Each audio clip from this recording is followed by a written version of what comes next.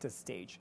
That's why we're focusing on it with team coverage, because the country's expectation would be that every leader, at least every sane leader, would be trailing their attention and their focus and strength to helping us get out of this.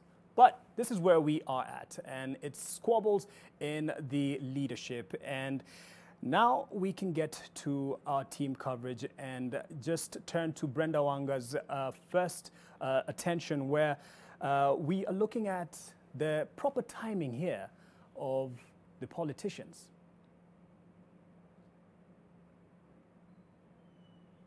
This endless cycle of politics from one election to the other without the country even getting a chance to have a meaningful breather to develop, to discuss development politics. And this particular one is coming at a time when this country is battling a deadly disease, and Kenyans are more worried about their households and their livelihoods. Take a look. That the country is in the grip of a global health crisis has not slowed down the endless political cycle in the country. Welcome to Kenya, where the beat of politics is always on a continuous loop from one election cycle to the next. While politics is an essential institution of society, the obsession with it is relegating everything else to the backseat. Politics has been captured by individuals with vested interests who have altered the course of politics such that it is more of a process through which power is acquired and preserved for a privileged few and benefits a select class of people rather than the entire populace. Politics in Kenya has in reality been a raw contestation of power rather than a policy dialogue process that is at the core of any development or good governance agenda. 2 years away from the next general election, and one would be forgiven for thinking that the polling stations will be opening soon. The lines have already been drawn in the sand. Nobody can stop reggae. If that is the reggae they are talking about, my friends, reggae will stop. Because if this podium is going to be But as they settle old and new scores, those who put them in places of authority are crying out for service and foundations for a better, prosperous nation. And even as we face what is undoubtedly the biggest challenge of this generation, that is the coronavirus pandemic, which has occasioned a health, social, economic, and humanitarian crisis, we have politicians spending more time engaging in divisive politics than responding to the burning needs of those who have employed them, those who have put them in public office. The needs as of this moment had long been summed up in the promise of the Big Four agenda: healthcare, food security, housing, and manufacturing. But the country's healthcare system is falling short of the test in the face of a crisis, not forgetting the social security concerns that have come with it, like putting food on the table. On the housing promise, ravaging floods are sweeping away roofs of humble households and scarring lives. And if your house escapes the wrath of floods, then a wrecking ball could bring it down by way of demolition. Sasa hizi kuna janga la corona, tunashindwa tutaenda wapi, tutaanzia wapi? Corona imesababisha hata kazi hakuna, hatuna hata hela. We are increasingly hearing less and less of the Big Four agenda, even as the clock speedily ticks towards 2022 and seeing more of political realignments. And ideally, even as politicians regroup, I guess it is a natural process for them to do so. It should not be for the achievement of personal vested interests, but to transform the lives of the majority of Kenyans. But the nature of our politics may not allow for the transformation of lives that many yearn for. Certainly not when for years on end, public discourse is all about who will become what in the next election and little about meaningful engagement on development. Well, that is the pulse of the nation at the moment. But in Kenya, he who pays the piper pulls the tune. My colleague Silas Apollo has been looking at this politics of convenience, and here is his report. They were once bosom buddies, donning similar attire while making special appearances, speaking into each other's ear, or occasionally sharing jokes that only the two of them understood. But not anymore. Kenyatta has spared no effort to keep his deputy in check, ostensibly for speaking out of turn. First, it was a public tongue lashing. Hii kijana anaitwa Ruto, unajua kila weekend anatanga kila pahali. Atakuwa anapitia hizi machorochoro. Akiona kuna kitu inaenda kona mumwambie. Si namna hiyo? Then came the purge on dissidents within the Jubilee party, who by extension are lieutenants of DP Ruto. Pundits have argued that the frosty relationship between Ruto and his boss was a result of the handshake between President Kenyatta and ODM leader Raila Odinga. Others, however, share the view that it's just another chapter from the politics of convenience playbook, where one forms coalitions with like-minded individuals to serve whatever the interest of the day may be, including the search for power. This may sometimes involve buying out an apparent opponent, and once the objective is achieved, one is kicked to the side. It started off when it would seem those in the leadership of Jubilee did not understand the constitution that they came up with. Because if you look at their constitution in Article 9, where they have given the party leader a lot of powers, one of the functions they've given him, one of the roles they've given him, a cardinal role, is to unite the country by way of even seeking alliances with other political parties and coalitions. This practice is not new, as leaders before President Kenyatta, including Odinga himself, have used it in the past. His co-principals in NASA accused him of signing a deal with President Kenyatta behind their back. Uhuru Kenyatta has set out to unite the country, and he's not going backwards on that. If you look at him, he's been very consistent in that regard.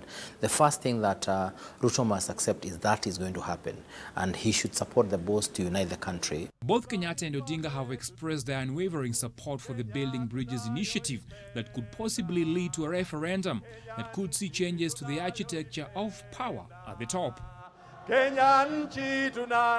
Silas Apollo, NTV.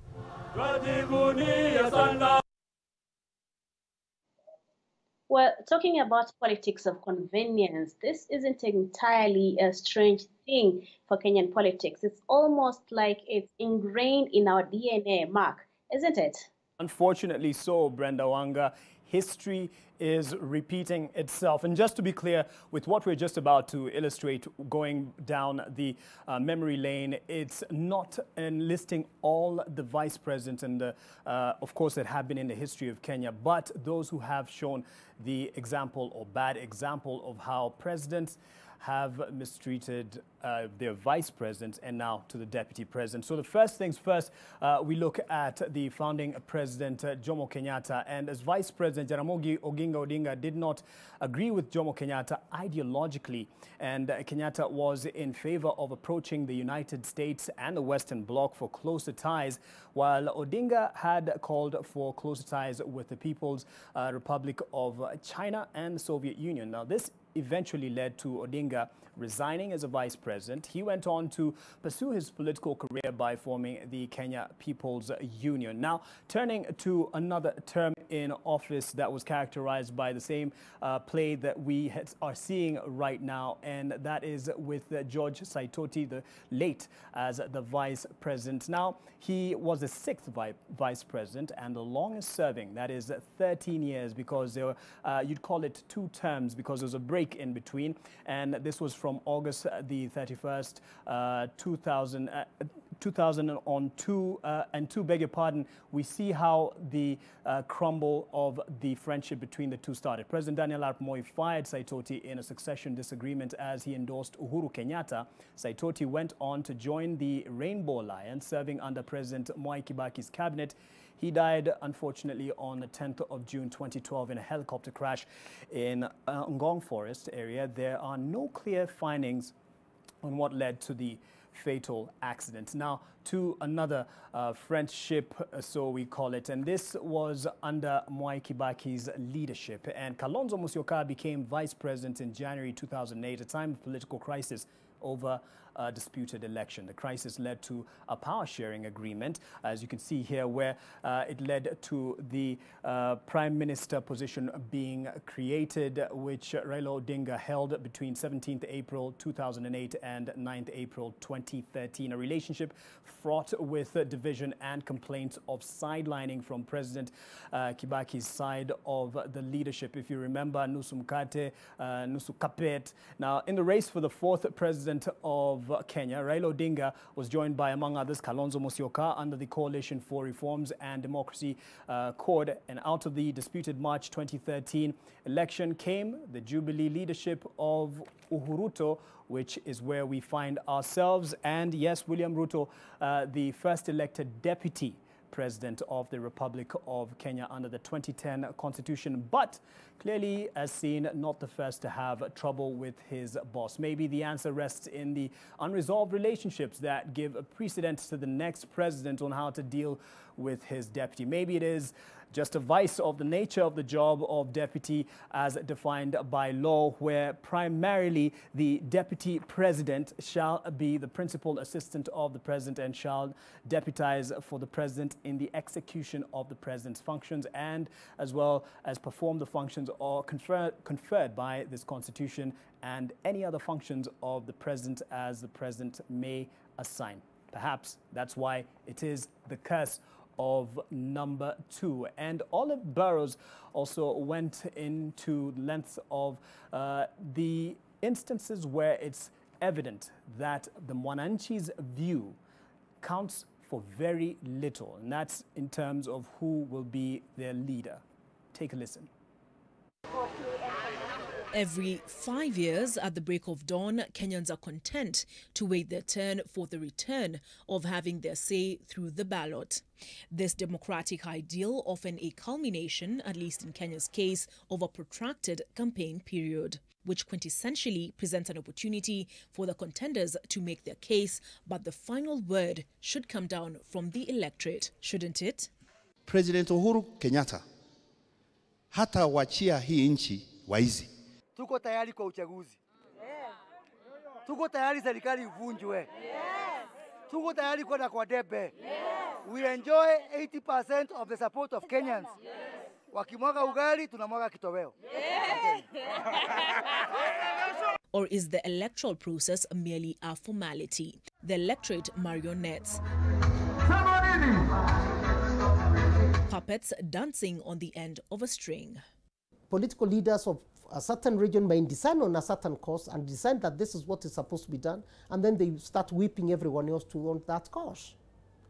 They may decide that this is so-and-so who needs to be appointed or elected as a member of parliament or a member of the county assembly, and those decisions is what a majority of the people will follow. Does that make the electorate sheep to be added to the ballot seasonally to endorse outcomes that are already a foregone conclusion? I promise you, hiyo reggae itasimama. Reggae is in half time. Baada ya corona, reggae itaendelea kunguruma. Nobody can stop reggae. Politics in this country are elite controlled. And this is common for all countries that are not democratic. We cannot say that actually we are a full democracy in this country. We are not. If we were a full democracy, we would be governed by the rule of law. But we have seen many instances where we can say, here the rule of law does not apply. But can the elite be faulted for exercising a sovereignty awarded to them by the electorate at the ballot? You know, politicians are self-interested individuals. That is what drives them. Why do you think, for example, that politicians are able to change political party membership 360 degrees? They start from here, go back to where they started.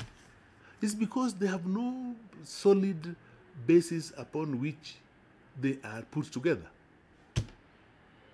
It is basically on the basis of interest.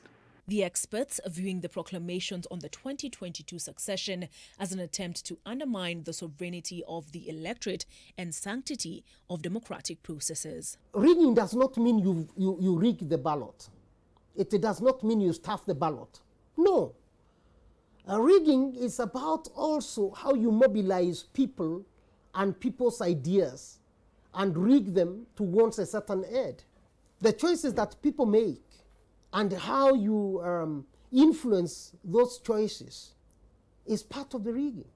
Rigging is about how do you mobilize, how do you prevent objective running of an electoral process. And with such reckless, audacious statements as in Kenya, leaders are not elected, they're selected, becoming louder, your free will to walk in the direction you please as a voter is slowly being hijacked. And it's not just upon the executive. Parliament, the second arm of the government, Vincent Odor, surely needs to wake up from their deep slumber. Mark, both houses of parliament are currently embroiled in a tug of war on house and committee leadership, with the state running the puppet.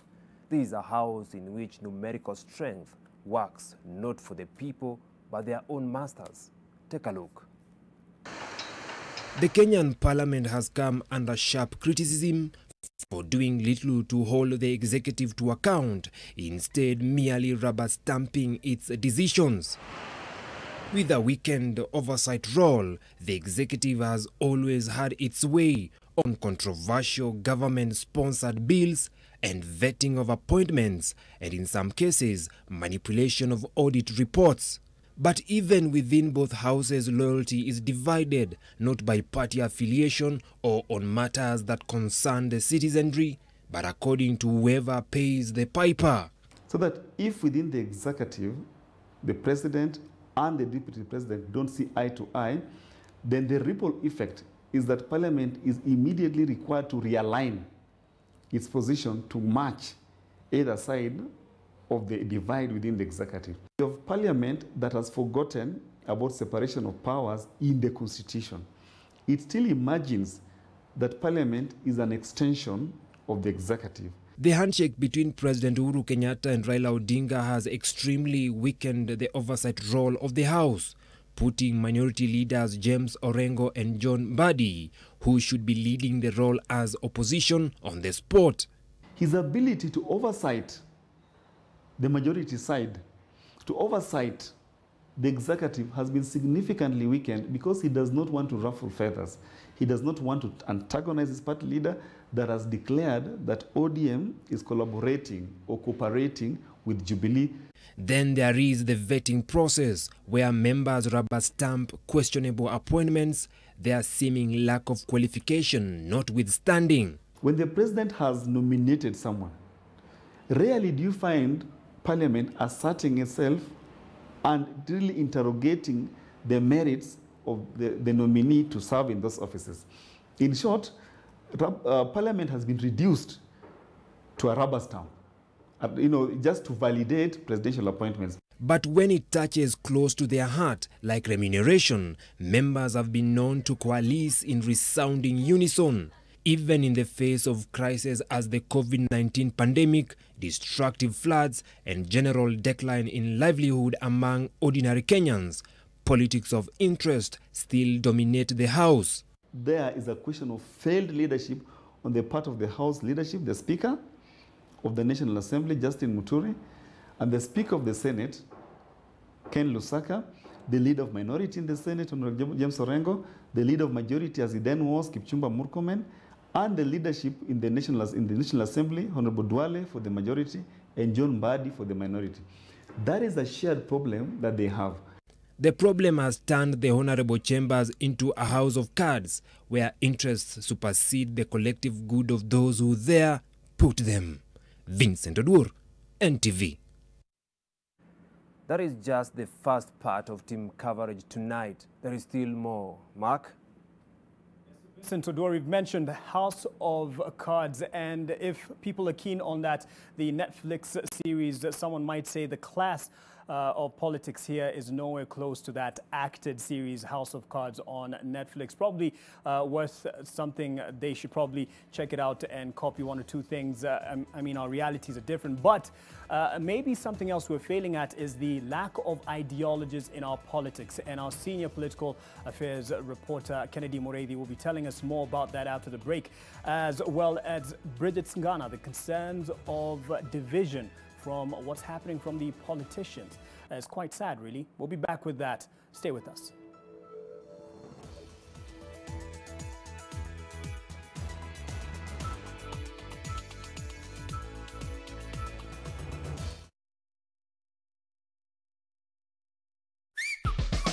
Oya ni aje. Mimi ndo Jonte Fresh. Mimi ndio nimetambulika hii Gikomba yote sekta ya manguo. Jumio transform nguo ordinary za mtush zenye ziuka mna hii harufu ya bail into the freshest igikosi yote. Siri ni hii real mpya ya pink. Na kushow mtush zinang'ara kung'ara kushinda kamera. So clean, so fresh. Macustomer unaisana na hii story. Ninatumia aerial touch of down mpya tu. Birthday party. Birthday party. Birthday party. Birthday party. Are we not invited? We have gifts. Malaria. Mommy, best. Rat. Oh, die. Party. Compared to an ordinary spray, Mortein Doom Power Guard kills disease-causing pests instantly. Mortein Doom Power Guard. John suffers from indigestion. His twin James suffers from heartburn. Sometimes it's the other way around or both. That's why they use Gaviscon Double Action. It soothes within 3 minutes and lasts up to 4 hours. For double relief from heartburn and indigestion, Gaviscon Double Action. If symptoms persist, seek medical advice.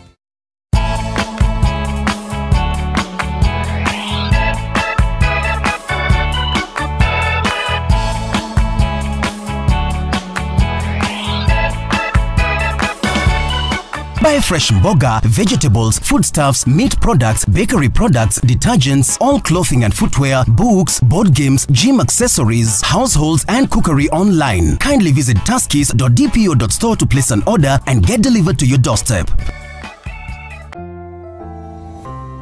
The risk of illness causing germs is increasing. It is believed that the coronavirus can remain on surfaces in your home for up to 9 days. Touching infected surfaces is one of the ways in which germs spread. Regularly disinfect your floors, countertops, and kitchen surfaces with bleach. And use an effective toilet cleaner inside and outside your toilet bowl.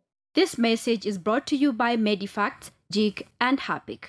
This is Fact Finder from the BBC. They speak about Ebola.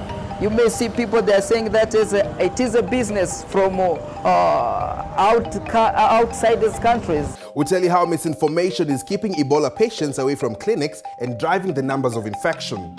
How did Nigeria go polio-free for 3 years? We went digging for the facts. And former Ghanaian President Jerry Rawlings recounts his experience as a victim of fake news. And we also tell you how social media posts saved a sick giraffe in a Kenyan game park.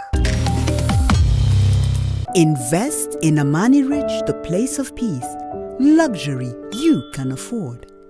Call us today on 0790 300 300 or visit www.optivan.co.ke.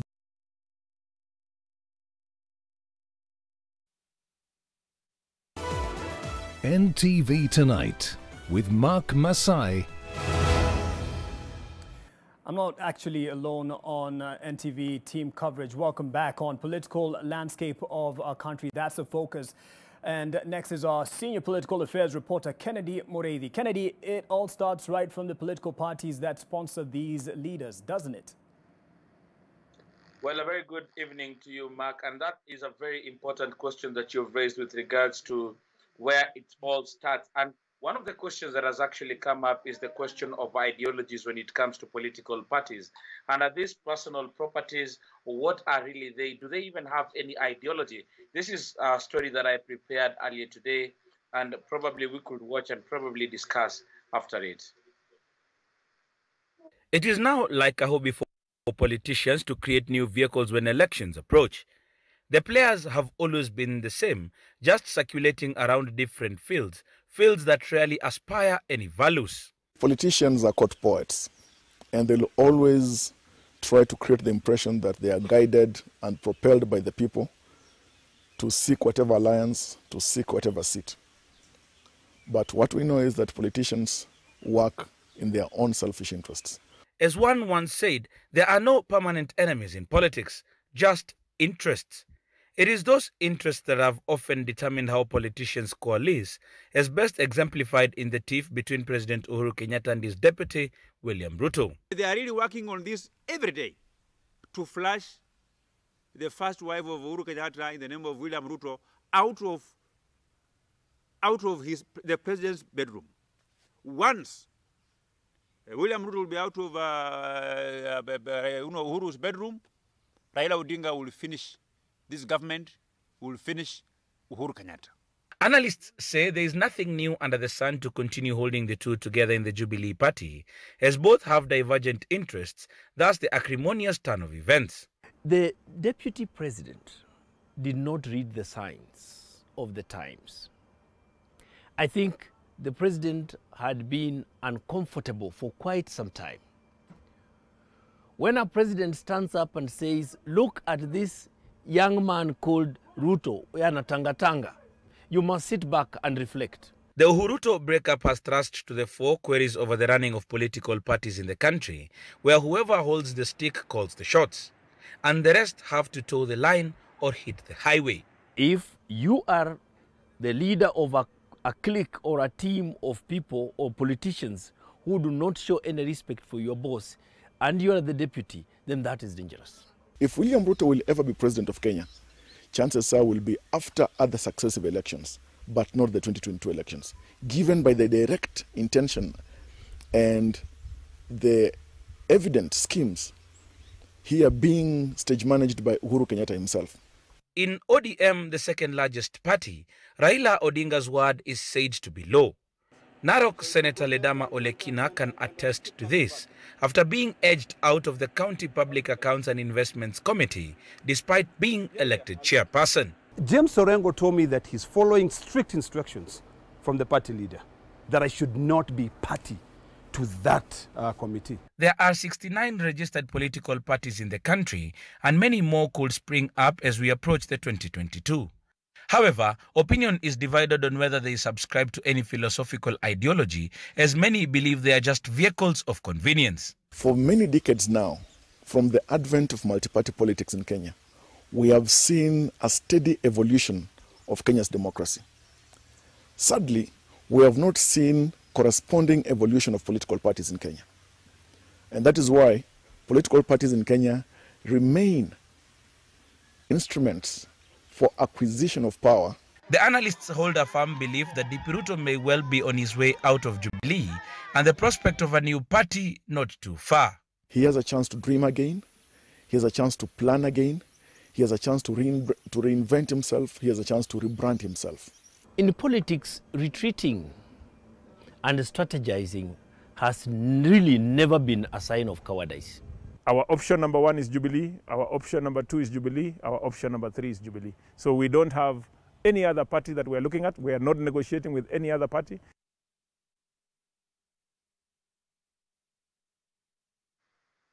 Well, Mark, we start off from where Caleb Kositany, the Member of Parliament for Soi, has actually left. That they are saying that their option number 1 is Jubilee, option number 2 is Jubilee, and option number 3 is Jubilee. This is quite an interesting view, coming at a time when there is actually a spirited push to push the deputy president out of the ruling party, and that is Jubilee. And President Uhuru Kenyatta has actually gone ahead to make sure that he is consolidating power within himself.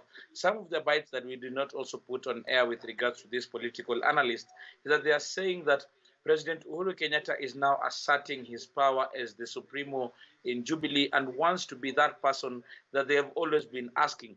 There have been questions whereby President Uhuru Kenyatta has not been as assertive as he should be. And also the political parties in the country, what has been their space? And this question has actually come up one too many times. And with regards to this and what is happening, Mark, then there is that question that has been posed. But also the place of the political parties registrar in this country has also been put into question. Mark, one thing that also our viewers need to know is for the longest time, the position of the political parties registrar has been put as an acting position. It is only about 2 weeks ago that that position was advertised. And whether the current occupant of that position is going to be given that position is actually something that you can wait for. So political parties have been very much of personal properties, but it is something that we want to look at. And going into the future, are they vehicles? Are they going to be spirited into something that Kenyans can look forward into, like what has happened in South Africa? But right now, I have my colleague in Nakuru, that is Bridget Ngana, who's going to give us another view of all these stories. Yes, Kennedy, and the thing about knowing rules is finding acceptable ways to break them. And that is exactly what our political leaders are doing whenever they come across or they give out speeches that are borderline incitement to violence. But this is a country where the boundary of what is incitement is clearly a very blurred line. With the 2022 general elections in the offing, the political climate in the country is simmering up if recent proceedings in the ruling party are anything to go by. The divergent political views among leaders from both sides of the divide seem to be brewing a cocktail of a potential repeat of the dark period more than a decade ago. But the National Cohesion and Integration Commission, accused on slacking on the job, insists it is in control. Even if we have not achieved 100% tolerance among the people of Kenya, we have some level of tolerance because of the lessons the people learned. And if you hear people talking today, you will hear them say that we do not want to see what we saw in 2007. NCIC maintains that past summons and court cases involving political leaders have served as a deterrent, despite none being held culpable to date. Even if you see the politicians spew hate speech everywhere, they do it sometimes with caution.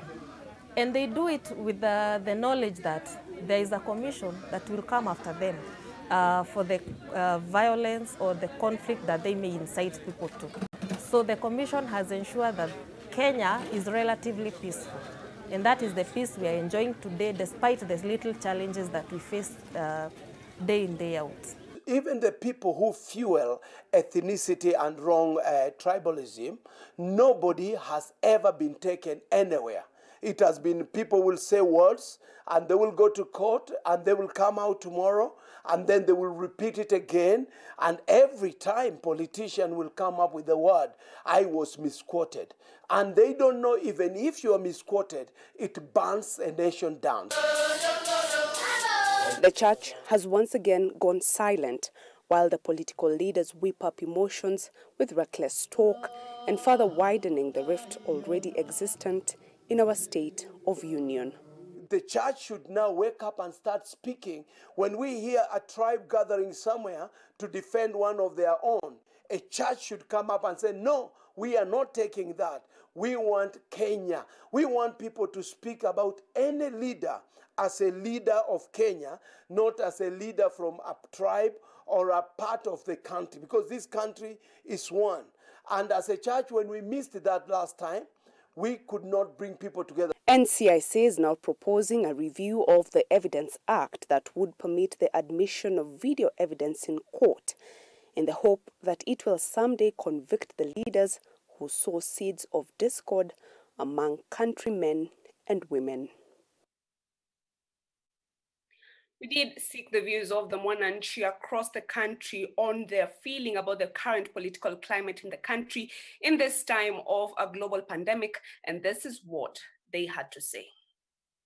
Sasa siasa inaendelea kwa hii Kenya yetu. Naona si mbaya vile. Ni wanasiasa wamesohea. Kwa saa hizi sio wakati wa kupiga politics. It is time to fight with the virus. Viongozi wetu waungane, wafikiri njia ya kumaliza hii COVID.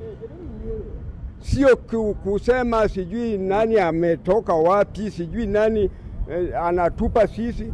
Ni Kenya ni moja. The political situation in the country is misplaced. There are so many people who are languishing in poverty in the country, of whom the government should focus. The president should lead, and also the political class should lead by ensuring that we have a better country. Our people back have no food. There's no food since working hours have been cut down.